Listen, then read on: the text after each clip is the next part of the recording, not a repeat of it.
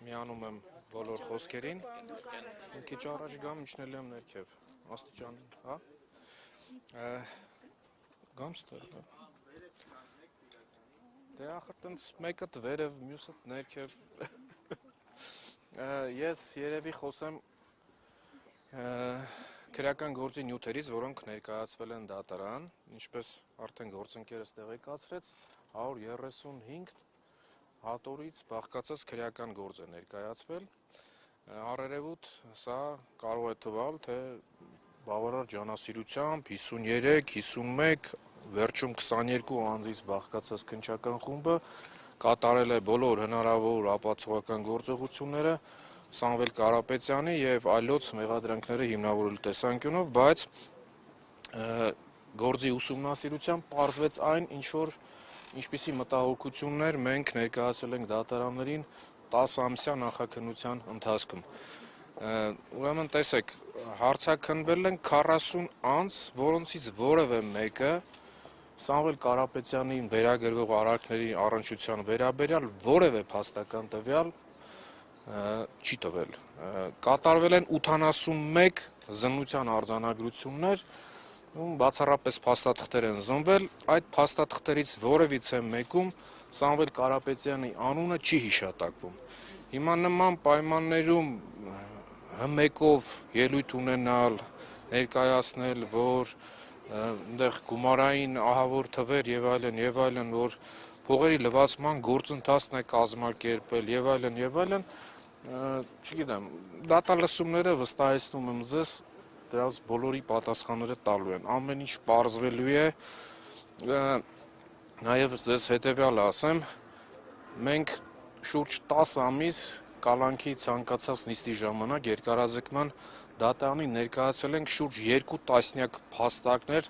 թե ինչպես են վարույթի հանրային մասնակիցները դատարաններին մոլորեցնում։ Նպատակը որն էր, ընդհանուր գործի նյութերի ուսումնասիրության արդյունքները վկայում են մեկ փաստի մասին, որպես փորձառու իրավաբան եմ ձեզ ասում, եթե որպես կանոն խաբամիջոցը կիրառվում է կալանքը օրինակ, կիրառվում է վարույթի ընթացքում անձի պատշաճ վարքագիծը ապահովելու նպատակով, այս գործի նյութերի ուսումնասիրությունը վկայում է հակառակի մասին։ Վարույթները, մոտ 10 վարույթ միմյանց միացվել, համատեղ քննվել են բացառապես մեկ նպատակով Սամվել Կարապետյանին ազատությունից զրկելու համար։ Հիմա իհարկե տնային կալանքի տակ է մեր վստահորդը, բայց իր ներազդեցության եւ ինտենսիվության աստիճանով այն որևէ կերպ գրեթե չի զիջում բանտային կալանքին։ Երևի այսքանը, ես վստահեցնում եմ, հիմա հասել ենք հրապարակային դատաքննության փուլ եւ ես կխնդրեմ հանրային մեղադրողներին, այն ինչ որ հեռուստատեսությամբ է լսարանում հնչեցվում, այդ նույն ամեն ինչը հիմնավորել դատալսումների ժամանակ դատարանում։ Կարծում եմ հրապարակային դատաքննությունը բոլոր կասկածների վերաբերյալ այդ վերջակետերը դնելու է իր տեղը։ Ամեն ինչ հանրությանը հայտնի է դառնալու,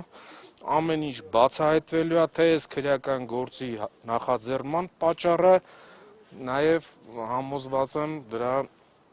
հաջող ելքի վերջաբանի մեջ։ Այսքանը, շնորհակալություն։ Դատավոր Վահե Դոլմազյանից ակնկալիքները ինչպիսին են եւ դուք նախկինում եղել եք դատավոր, երբևէ դատական համակարգ այսքան կաշկանդված ու իշխանությունից այսքան կախվածության մեջ եղել է։ Լրիվ ուրիշ թեմա տարակ, բայց պատասխանեմ, դատավոր Դոլմազյանի հետ որպես գործընկեր շփվել եմ, բայց ես աշխատել եմ քրեական դատարանում, պարոն Դոլմազյանը հակակոռուպցիոն, հետևաբար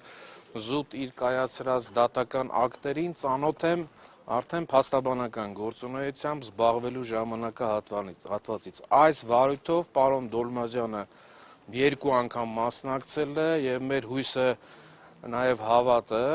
արդարացի դատական ակտ կայացնելու տեսանկյունով հիմնականում պայմանավորված այն հանգամանքով, որ եթե նոր դատավոր լիներ 136 հատորը ֆիզիկապես հնարավոր չէր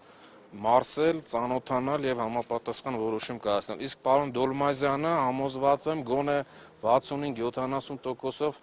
այս հատորներին ծանոթ է, նաեւ նշեմ, որ այսպիսի կայացրել է բավարար չափով պատճառաբանված դատական ակտ, եթե չեմ սխալվում, մեկ անգամ կալանքը 1 ամսով է երկարաձգվել, բայց երկրորդը երևի որոշակի համարձակություն դրսևորելով